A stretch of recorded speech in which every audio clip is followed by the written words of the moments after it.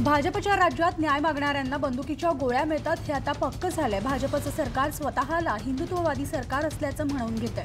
मग बेळगावात ज्या महाराष्ट्र एकीकरण समितीला गोळ्या घालण्याची भाषा केली जाते ते मराठी बांधव काय पाकडे आहेत का? ते हिंदूच आहेत। बेळगावात महापालिकेवर शिवरायांचा हिंदुत्वाचा भगवा फडकवला म्हणून ती महापालिकाच बरखास्त केली जाते। हेच का तुमचं हिंदुत्व? आता गोळ्या घालण्याची भाषा सुरू झाली। एकीकरण समितीच्या नेत्यांवर बंदूक रोखणं म्हणजे शिवरायांच्या महाराष्ट्राच्या छातीवर बंदूक रोखणं। एकदा धाडस करून बघाच, अशी बोचरी टीका सामनातून करण्यात आली आहे। तर महाराष्ट्र प्रदेश काँग्रेस कमिटीचे अध्यक्ष आणि महसूल मंत्री बाळासाहेब थोरात यांच्या नेतृत्वाखाली आणि अखिल भारतीय काँग्रेस कमिटीचे सरचिटणीस आणि महाराष्ट्राचे प्रभारी मल्लिकार्जुन खरगे यांच्या प्रमुख उपस्थितीमध्ये सकाळी 10 वाजता काँग्रेस स्थापना दिनानिमित्त गोकुळदास तेजपाल हॉल ऑगस्ट क्रांती मैदान येथे ध्वजारोहण करून ऑगस्ट क्रांती मैदान ते गिरगाव चौपाटी येथील लोकमान्य टिळक यांच्या पुतळ्यापर्यंत भारत बचाओ संविधान बचाओ फ्लॅग मार्च काढण्यात येणार आहे। तर मुंबईमध्ये काल नागरिकत्व सुधारणा कायद्याच्या समर्थनार्थ मोठी सभा झाली। मोर्चा गिरगाव चौपाटीपर्यंत नेण्यास पोलिसांनी परवानगी दिलेली नाही आणि त्यामुळे राज्य सरकारचं डोकं ठिकाणावर आहे का, अशी परखड टीका देवेंद्र फडणवीस यांनी केली आहे। भाजप प्रणित सर्व संघटना आणि सीएए कायद्याचे समर्थक ऑगस्ट क्रांती मैदानात एकत्र जमले आणि त्यांनी सीएएच्या समर्थनार्थ घोषणा केली। दरम्यान यावेळेस बोलताना फडणवीसांनी सरकारला चांगलंच धारेवर धरलंय। महाराष्ट्रातील सरकारचं डोकं ठिकाणावर आहे का, असा खडा सवाल फडणवीसांनी केलाय। तर जाळपोळ करणाऱ्यांना परवानगी दिली जाते पण शांततेत मोर्चा काढणाऱ्यांना इथं परवानगी दिली जात नाही, असंही फडणवीस म्हणाले। दरम्यान कालपर्यंत सेना घुसखोरांना मुंबईतून बाहेर काढा असं म्हणत होती, पण सत्तेमुळे आता त्यांच्या तोंडाला कुलूप लागलंय, असंही फडणवीस म्हणाले। तर ते आता यावर बोलण्यासही तयार नसल्याची टीका त्यांनी केली आहे। दरम्यान मला याचं आश्चर्य वाटते की राजकीय पक्षांना झालंय तरी काय आणि त्यांचं राजकारण इतकं संकुचित कसं झालं, असंही फडणवीस म्हणाले। यावेळेस फडणवीसांनी कवितेच्या माध्यमातून सरकारला धारेवरही धरलं। तर मुंबईच्या आझाद मैदानावर सीएए आणि एनआरसी हटवण्याची मागणी करत जोरदार निदर्शनं करण्यात आली असून joint action committee for social जस्टिसच्या वतीनं इन्क्लाब मोर्चाचं आयोजन करण्यात आलं आणि सुरुवातीला राणीबाग ते आझाद मैदानपर्यंत हा मोर्चा निघणार होता, पण पोलिसांनी परवानगी नाकारल्यामुळे आंदोलनकर्ते आझाद मैदानात जमले आणि या मोर्चामध्ये मोठ्या संख्येनं तरुण-तरुणींनी सहभाग नोंदवला। तर सुधारित नागरिकत्व कायद्याला विरोध करण्यासाठी औरंगाबादमध्ये महामोर्चा काढण्यात आला होता आणि हा मोर्चा मुस्लिम नुमाइंदा काउन्सिलच्या वतीनं काढण्यात आला। सर्व मुस्लिम धार्मिक संघटना आणि विविध पक्षाच्या लोकांनी या मोर्चाला समर्थन दिले। तर वंचित बहुजन आघाडीचे अध्यक्ष प्रकाश आंबेडकर आणि जितेंद्र आव्हाड उपस्थित होते। या मोर्चाला चांगला प्रतिसादही मिळाला। महिलांवरील अत्याचार रोखण्यासाठी कठोर कायदा करण्याबाबत अभ्यास करण्याचे आदेश गृहमंत्री एकनाथ शिंदे यांनी दिले। शिंदे यांनी मंत्रालयामध्ये या संदर्भात विधी आणि न्याय विभाग आणि गृह विभागाच्या अधिकाऱ्यांची बैठक घेतली आणि महिला आणि बालकांवर अत्याचार होण्याच्या घटना वाढत असून अशा प्रकरणांमधील आरोपींना वेळेत आणि कठोर शिक्षा झाल्यास अशा प्रकारांना आळा बसेल असं सरकारला वाटते। त्यावेळी मुख्यमंत्री उद्धव ठाकरे यांच्याशी चर्चा करून याबाबत लवकरच कायदा केला जाईल, असं गृहमंत्री एकनाथ शिंदे म्हणाले। तर नगर जिल्ह्यामधील भाजप नेत्यांच्या नाराजीबाबत आज मुंबईमध्ये बैठक काल पार पडली आणि या बैठकीला देवेंद्र फडणवीस, चंद्रकांत पाटील, विखे पाटील, पितापुत्र राम शिंदे, शिवाजीराव कर्डिले उपस्थित होते आणि आपल्या पराभवामागे विखेंचा हात असल्याचा शिंदे आणि कर्डिलेंचा दावा आहे।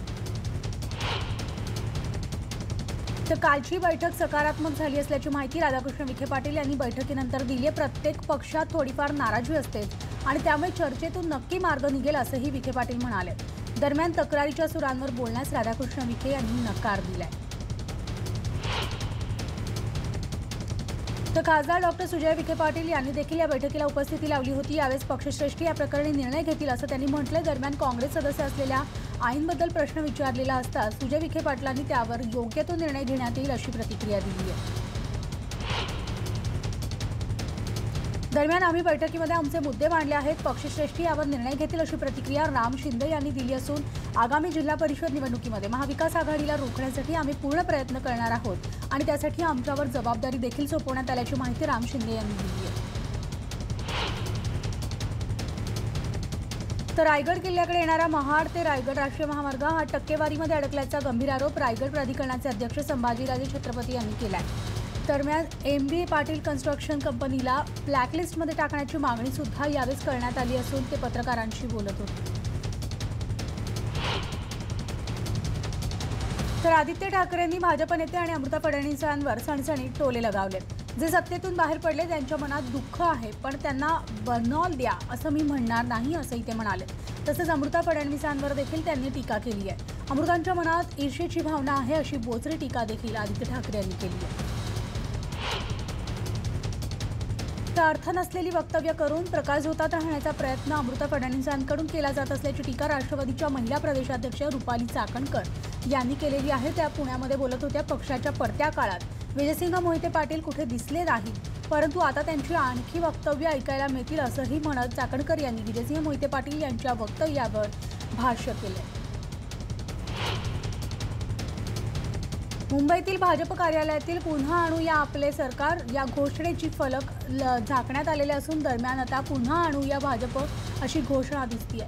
भाजपने विधानसभा निवडणुकीपूर्वी ही घोषणा दिली होती, परंतु निकालानंतर महाविकास आघाडीची सत्ता स्थापन झाली आणि त्यानंतर आता भाजपने आपल्या प्रदेश मुख्यालयातील या घोषणेवर पडदा टाकल्याचं दिसतंय। तर पुणे जिल्हास्तरीय क्रीडा स्पर्धेचं अजित पवारांच्या हस्ते काल उद्घाटन झालं। व्यायाम, खेळ आणि चालण्याचं प्रमाण हल्ली कमी झालंय आणि ते वाढलं पाहिजे असं मत त्यांनी यावेळी व्यक्त केलंय। मी कबड्डी खो खो संघटनेचा अध्यक्ष आहे। खेळाडूंना सर्व सोयी सुविधा मिळवून देणं आमचं काम असल्याचं सुद्धा अजित पवार म्हणाले।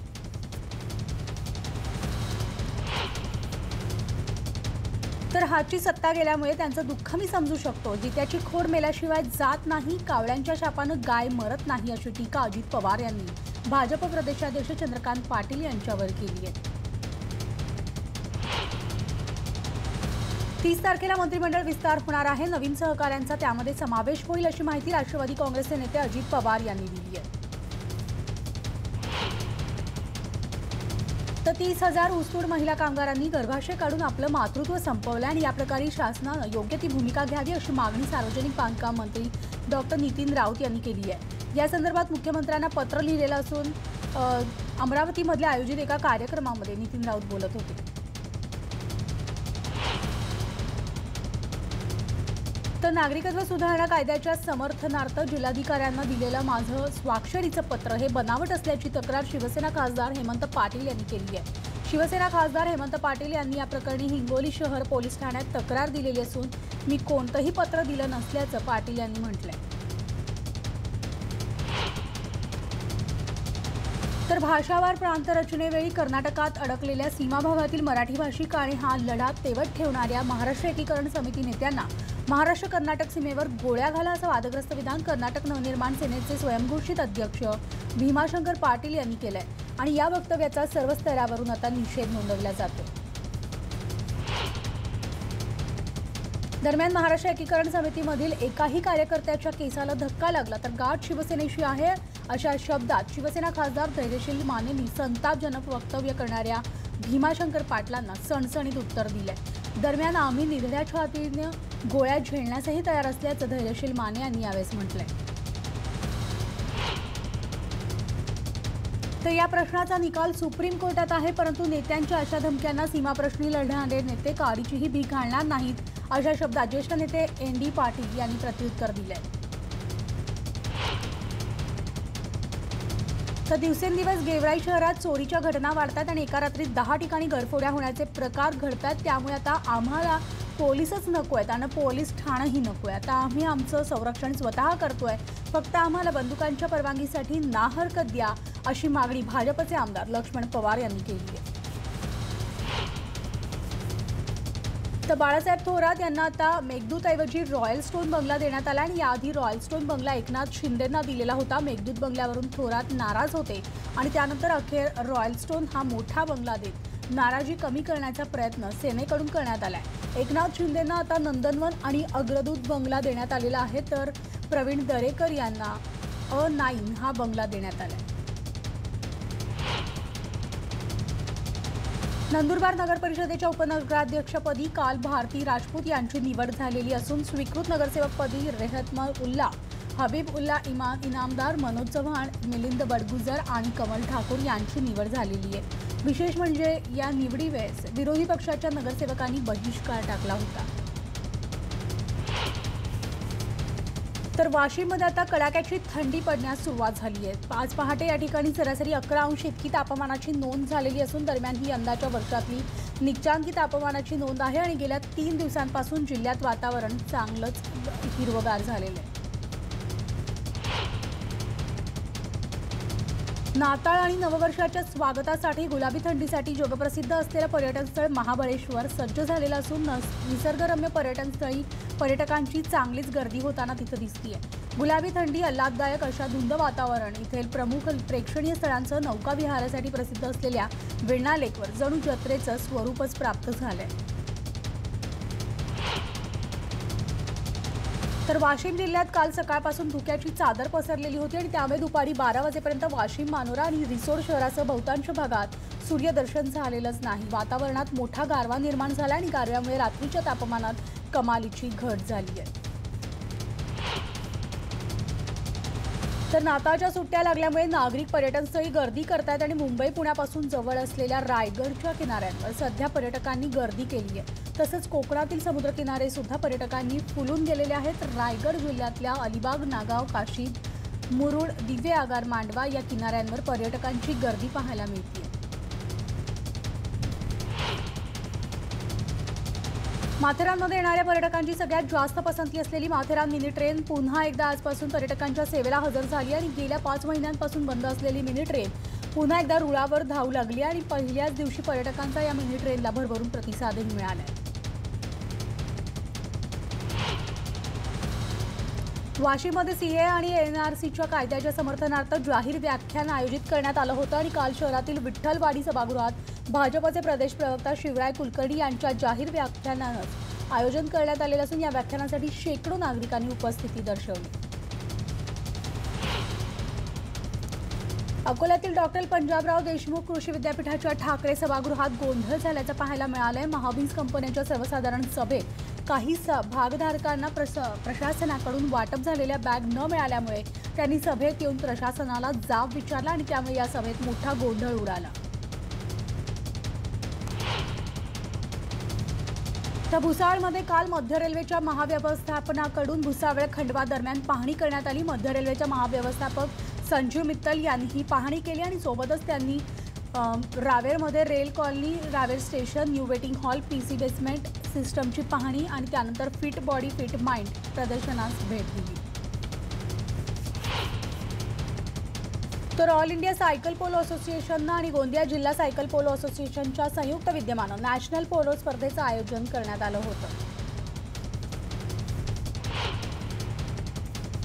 निरामय आणि सुदृढ आरोग्यासाठी जिल्हा पोलीस दलातर्फे आयोजित रन भुसावळ रन स्पर्धा आयोजित करण्यात आली होती आणि या स्पर्धेला भुसावळकरांकडून यंदा चांगलाच प्रतिसाद मिळाला। तर यावेळी सुमारे 2000 स्पर्धकांनी नोंदणी केली होती।